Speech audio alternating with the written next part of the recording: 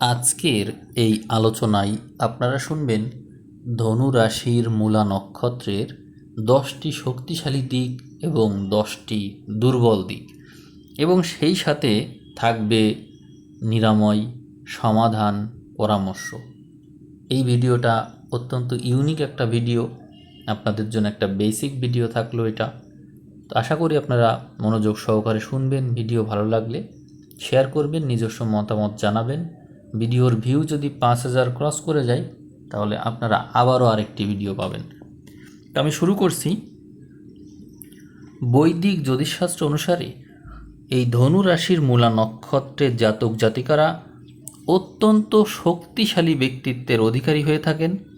আপনারা কেতুর দ্বারা শাসিত এবং ধনু রাশির অধিপতি বৃহস্পতি, এই বৃহস্পতির প্রভাবে এই নক্ষত্রের মানুষেরা, এই মূলা নক্ষত্রের মানুষেরা জীবনের গভীর রহস্য উন্মোচন করতে পারে এবং যে কোনো পরিস্থিতির মূল বা শিকড় এইটা খুঁজে বের করতে পারে।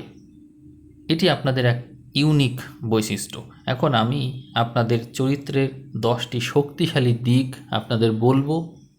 এমনও হতে পারে যে সবগুলো আপনি জানতেন না। প্রথম শক্তিশালী দিক হলো গভীর অনুসন্ধান করার ক্ষমতা। আপনারা যে কোনো বিষয়ে উপরিভাগ দেখেই সন্তুষ্ট হয়ে যান না। যে কোনো সমস্যা বা বিষয়ের একদম গভীরে গিয়ে বা শিকড়ে গিয়ে সত্য উদ্ঘাটন করার এক সহজাত ক্ষমতা আপনাদের মধ্যে থাকে। এরপরে আপনাদের দ্বিতীয় শক্তিশালী দিক হলো অদম্য মানসিক শক্তি। এই মূলা নক্ষত্রের প্রতীক, যা এক রকমের ধ্বংসকেও নির্দেশ করে, তা ইতিবাচকতার দিক দিয়ে হিসাব করলে বোঝায় যে অতে অন্ত এবং আতে আরম্ভ, এরকমই বিষয়। জীবনে যে কোনো বিপর্যয় বা সম্পূর্ণ শূন্যে নেমে আসার পরেও আপনারা ফিনিক্স পাখির মতোই আবার নতুন করে ঘুরে দাঁড়াতে পারেন।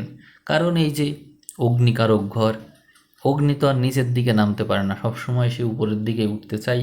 যে কোনো পরিস্থিতিতেই আগুন উপরের দিকেই তাকিয়ে থাকে, উপরের দিকেই তার ঝোঁক। আপনারাও সেরকমই, আপনাদেরকে দমন করা যায় না, এই জন্যই বলা হয়েছে অদম্য মানসিক শক্তি।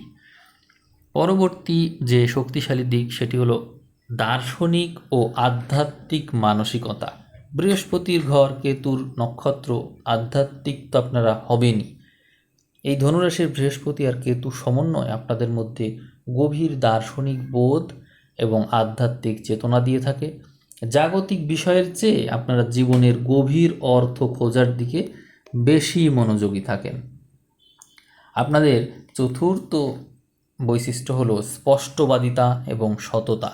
আপনারা অত্যন্ত সত্যপ্রিয় এবং মুখে যা আসে তা সরাসরি বলে ফেলেন। কোনো প্রকার ভণ্ডামি বা চাটুকারিতা আপনারা পছন্দ একদমই করেন না। আপনাদের পঞ্চম শক্তিশালী দিক হলো তীক্ষ্ণ বুদ্ধিমত্তা ও প্রজ্ঞা। বৃহস্পতির প্রভাবে আপনারা জ্ঞান অর্জন এবং যে কোনো জটিল বিষয় সহজভাবে বোঝার অসাধারণ ক্ষমতা নিয়ে জন্মেছেন। এজন্য আপনারা ভালো শিক্ষক, গবেষক বা পরামর্শদাতা হতে পারেন। আপনাদের ষষ্ঠ শক্তিশালী দিক হলো সাহসিকতা এবং ঝুঁকি নেওয়ার ক্ষমতা। যে কোনো কঠিন বা প্রতিকূল পরিস্থিতিতে আপনারা ভয় তো পানই না, বরং জীবনের বড় পরিবর্তন বা ঝুঁকিপূর্ণ সিদ্ধান্ত সাহসের সাথে নিয়ে থাকেন আপনারা। আপনাদের সপ্তম শক্তিশালী বৈশিষ্ট্য বলবো, সেটি হলো স্বাধীন চেতা ব্যক্তিত্ব। নিজেদের স্বাধীনতাকে সবচেয়ে বেশি গুরুত্ব দিয়ে থাকেন। কারোর অধীনে থেকে বা কারো চাপিয়ে দেওয়া কোনো কাজ, এটিতে আবদ্ধ হয়ে কোনো কাজ করতে আপনারা পারেন না। কারোর অধীনে থেকে কাজ করার চাইতে আপনারা নিজের মতো কাজ করলেই ভালো করেন। আপনারা স্বাধীন চেতা, ওই যে অগ্নিকারক হওয়ার কারণে স্বাধীন চেতা মনোভাব। আপনাদের অষ্টম বৈশিষ্ট্য হলো উচ্চাকাঙ্ক্ষা এবং লক্ষ্যে স্থির থাকার স্বভাব। আপনাদের প্রতীক কি? ধনুক। তো ধনুরাশির এই ধনুকের মতোই আপনারা একবার কোনো লক্ষ্য স্থির করলে তা অর্জনের জন্য শেষ পর্যন্ত চেষ্টা চালিয়ে যান। এই জন্যই আর কি আপনাদের বলা হচ্ছে উচ্চাকাঙ্ক্ষা এবং লক্ষ্য স্থির আপনাদের। আপনারা নবম বৈশিষ্ট্য পাচ্ছেন, সেটি হলো অন্যায় আর দুর্নীতির বিরুদ্ধে আপনারা লড়াই করে যান। যে কোনো সামাজিক অন্যায় বা শোষণের বিরুদ্ধে আপনারা সবার আগে আওয়াজ তোলেন, সত্যের পক্ষে দাঁড়াতে এবং নিজের ক্ষতি করতেও আমরা কখনোই দ্বিধা করেন না। আপনি বুঝতে পারছেন যে কথা বললে হয়তো আপনার ক্ষতি হয়ে যাবে, কিন্তু তবুও আপনি বলছেন সেটি। এই জন্য আপনারা অন্যায় আর দুর্নীতির বিরুদ্ধে লড়াই করতে পারেন খুব সহজেই। আপনাদের সর্বশেষ এবং দশম বৈশিষ্ট্য বলবো, সেটি হলো পরিবর্তনের সাথে মানিয়ে নেওয়া। আপনারা পুরাতন বা অকেজো জিনিস ভেঙে নতুন কিছু গড়তে পারেন, তাই জীবনের যে কোনো বড় রূপান্তর বা পরিবর্তনকে আপনারা সহজেই মেনে নিতে পারেন। এই যে আপনারা নিজেদের বিষয়ে 10টি শক্তিশালী দিক জানলেন, সবগুলো কি জানতেন? যদি জেনে থাকেন তো ভালো, আর যদি না জেনে থাকেন তো জানলেন। এখন এই শক্তিশালী দিককে কাজে লাগিয়ে আমরা যেন দুর্বলতাকে ঠিক করে নিতে পারি, সেই চেষ্টা করব। জেনে নেব এখন কি কি দুর্বলতা আপনাদের মধ্যে আছে এবং সবগুলো আপনি জানতেন কি না, দেখা যাক। তা আপনাদের প্রথম দুর্বলতা হলো চরম ক্ষোভ এবং ক্রোধ। আপনারা মূলা নক্ষত্রের, এই জন্য আপনাদের যে অধিষ্ঠাত্রী দেবী, তিনি কিন্তু ধ্বংসের দেবী। তাই রেগে গেলে আপনারা নিজেদের নিয়ন্ত্রণ হারিয়ে ফেলেন এবং রাগের মাথায় নিজেদেরই বড় ক্ষতি করে বসেন। তাই এই ক্ষোভ আর ক্রোধ আপনাদের বিপদের কারণ। অবশ্যই সেটি থেকে নিজেকে সেভ করতে হবে। এবং দ্বিতীয় যে দুর্বলতা, সেটি হলো অস্থিরতা এবং অধৈর্য। আপনাদের মনে সবসময় এক ধরনের অস্থিরতা কাজ করে। একটি কাজ শেষ করার আগেই অন্য কাজে হাত দেওয়ার প্রবণতা আপনাদের মধ্যে লক্ষ্য করা যায়। এটি একটি দুর্বলতা। আপনাদের মধ্যে তৃতীয় দুর্বলতা হলো রুক্ষ কথাবার্তা। অতিরিক্ত স্পষ্টবাদী হওয়ার কারণে আপনাদের কথা অনেক সময় অত্যন্ত নিষ্ঠুর এবং রুক্ষ শোনায়, যা কাছের মানুষকেও গভীরভাবে আঘাত করে। ফলে আপনাদের শত্রুর সংখ্যা বেড়ে যায়। তাহলে আপনারা সাবধান থাকবেন এ ব্যাপারে। চতুর্থ দুর্বলতা হলো অতিরিক্ত সন্দেহ প্রবণতা।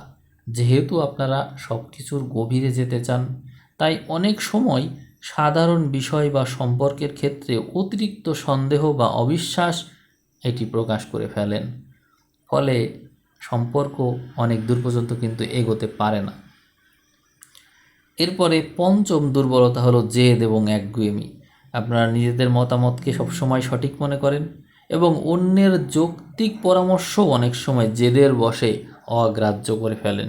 এটি কিন্তু বড় ধরনের একটা দুর্বলতা, কারণ কেতু প্রধান যারা, তাদের অবশ্যই অন্যের সুপরামর্শ নিতে হবে, কারণ আপনার তো মাথাই নেই।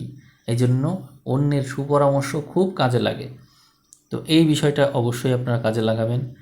ষষ্ঠ দুর্বলতা হলো সম্পর্ক টিকিয়ে রাখার চ্যালেঞ্জ। অর্থাৎ আপনাদের যে স্বাধীনচেতা স্বভাব এবং রুক্ষ আচরণ, তার কারণে পারিবারিক এবং দাম্পত্য জীবনে প্রায়শই ভুল বোঝাবুঝি এবং দূরত্ব তৈরি হয়ে যায়। আর এই জন্য নিজের সম্পর্ক টিকিয়ে রাখার জন্য একটু নমনীয় হতে হবে, একটু শান্তশিষ্ট হতে হবে। এর জন্য সবার শেষে পরামর্শ দেব, শুনতে থাকুন। আপনাদের সপ্তম দুর্বলতা হলো অতীতের প্রতি মোহ এবং অনুশোচনা। কেতুর প্রভাব আপনাদের উপর রয়েছে, আর এই কারণে মাঝে মাঝে অতীতে ঘটে যাওয়া নেতিবাচক ঘটনা বা ভুল সিদ্ধান্ত নিয়ে অতিরিক্ত চিন্তা করে নিজেদেরকে এমনভাবে আবিষ্ট করে ফেলেন, ফলে বর্তমানটাকেও নষ্ট করে ফেলেন। অতএব অতীতের প্রতি মোহ কাটাতে হবে। অষ্টম দুর্বলতা হলো আকস্মিক মেজাজের পরিবর্তন। মুড সুইংটা খুব বেশি হয়। আপনারা মানসিক অবস্থা দেখবেন যে খুব দ্রুতই পরিবর্তিত হচ্ছে। এই মুহূর্তে খুব খুশি, তো পর মুহূর্তেই দেখবেন চরম বিষণ্ণতায় ডুবে গিয়েছেন। তাহলে মুড সুইংয়ের জন্য যে সমাধান আছে সেটিকে অবশ্যই মানতে হবে। তারপরে নবম দুর্বলতা হলো চরম পন্থা অবলম্বন। আপনারা যে কোনো বিষয়ে মাঝামাঝি থাকতে পারেন না। হয় চরম ভালোবাসবেন, না হয় চরম ঘৃণা করবেন। এই মানসিকতা জীবনের ভারসাম্য নষ্ট করে ফেলে। যদি জন্ম সময়ে আপনাদের রবি বা লগ্ন বা চন্দ্র, যে কোনো কিছু, রবি বা লগ্ন এর কোনো একটা, বা শুক্র গ্রহ যদি তুলাতে থাকে এদের কেউ কোনো কিছু, তাহলে আপনাদের জীবনে ব্যালেন্স আসতে পারে। আপনাদের সর্বশেষ এবং দশম দুর্বলতা বলবো আর্থিক ওঠানামা। হঠকারী সিদ্ধান্ত এবং উপার্জনের চেয়ে খরচের প্রতি উদাসীনতার কারণেই জীবনে একাধিকবার বড় আর্থিক সমস্যার সম্মুখীন হয়ে পড়েন, এবং এটি কিন্তু হচ্ছে আপনারই কারণে। আপনি যে হঠকারী এবং মনে হচ্ছে যে এই খরচ করব, তো খরচ আমি করেই ফেলবো। কোনো একটা জিনিস হুট করে পছন্দ হলো, সেটি কিনলেন, মানে আবেগের প্রাধান্যটা খুব বেশি আপনার মধ্যে, এটি একটা দুর্বলতা। এখন সতর্কতায় আসি। সতর্কতার আগে প্রথমে বলবো যে সতর্কতার ক্ষেত্রে কথা বলার আগে একটু ভাবুন। আপনার সত্য কথা বলার অধিকার অবশ্যই আছে, কিন্তু তা যেন নিষ্ঠুর না হয়ে যায়। সত্য বলুন, কিন্তু তা যেন প্রিয় বা নম্র ভাষায় হয়, এটি খেয়াল রাখবেন। এরপরে সতর্কতা হলো আকস্মিক সিদ্ধান্ত এড়িয়ে চলুন। রাগ বা অতিরিক্ত উত্তেজনার ক্ষেত্রে আপনি ক্যারিয়ার, ব্যবসা বা সম্পর্কের ক্ষেত্রে কোনো বড় সিদ্ধান্ত নেবেন না। এটি ভুল হয়, অধিকাংশ ক্ষেত্রেই ভুল হয়, বিশেষ করে আপনার জন্য। ঋণ নেওয়া থেকে বিরত থাকুন। আর্থিক অস্থিরতা এই নক্ষত্রের একটা বড় বৈশিষ্ট্য। এই মূলা নক্ষত্র খুব ঋণে পড়ে যায়, তাই অযথা বা শখের বশে বড় অঙ্কের ঋণ বা লোন নেওয়া থেকে বিরত থাকবেন। এরপরে বলবো অহংকার বর্জন করা। নিজের জ্ঞান বা আধ্যাত্মিকতা নিয়ে অহংকার আপনার পতনের কারণ হতে পারে। সবসময় নম্র থাকার চেষ্টা করবেন। মেডিটেশন ছাড়বেন না, করতেই থাকুন, কিন্তু অহংকার করা যাবে না। সর্বশেষ সমাধান এবং কার্যকর পরামর্শ হিসেবে বলা যেতে পারে ধ্যান ও প্রাণায়াম। মনের অস্থিরতা এবং ক্ষোভ দূর করতে প্রতিদিন অন্তত 15 থেকে 20 মিনিট মেডিটেশন করবেন এবং অনুলোম বিলোম প্রাণায়াম করুন। দেখবেন এটিতে কেতুর নেতিবাচক প্রভাব কমে যাবে এবং আপনি অনেক অনেক বেশি শান্ত থাকতে পারবেন। আপনার অনেক কাজই সহজে হয়ে যাবে। এরপরে বলবো গণেশের উপাসনা। আপনারা উপাসনা না করতে পারলেও তার মেডিটেশন করতে না পারলেও তার শুনুন, মন্ত্র শুনুন। মূলা নক্ষত্রের অধিপতি কেতু হওয়ার কারণে নিয়মিত গণেশের আরাধনা করলে খুব ভালো ফল পাওয়া যায়। এটি আপনারা করে দেখতে পারেন। গাছের যত্ন নিতে পারেন আপনারা, কারণ হচ্ছে যেহেতু মূলা নক্ষত্র মূল, এই জন্য গাছের যত্ন নেবেন, গাছ লাগাবেন। দেখবেন বাড়ির আশপাশে যদি গাছ লাগান বা টবে গাছ লাগান, সেগুলো নিয়মিত যত্ন করেন, না বড় গাছের গোড়ায় জল দেওয়া, কারণ সেখানে মূল রয়েছে, তাহলে দেখবেন সেটি আপনার জন্য শুভ হয়ে যাবে, পরিস্থিতি শুভ হবে, ইতিবাচক হবে। এরপরে আপনি চাইলে হলুদ রঙের ব্যবহার করতে পারেন। যেহেতু রাশির অধিপতি বৃহস্পতি, তাই বৃহস্পতিকে শক্তিশালী করার জন্য আপনি পোশাকে হলুদ রং বা হালকা সোনালি রং এগুলো ব্যবহার করতে পারেন। আবার বৃহস্পতিবারে নিরামিষ আহার করতে পারেন। এটিতে ইতিবাচকতা আসবে জীবনে। এরপরে বলবো দান ধ্যানের কথা। অভাবী মানুষকে বা অনাথ আশ্রমে নিজের সাধ্যমতো খাদ্য বস্ত্র দান করতে পারেন। এতে মূলা নক্ষত্রের নেতিবাচক যে ধ্বংসাত্মক আছে শক্তি, সেটি কিন্তু শুভ শক্তিতে পরিণত হয়ে যেতে পারে। তো শুনলেন আপনাদের বিষয়ে অনেক কথাই। ভিডিও কেমন লাগলো, এই ধরনের ভিডিও সামনে আরও চান কি না, আরও বিশ্লেষণ চান কি না জানাবেন।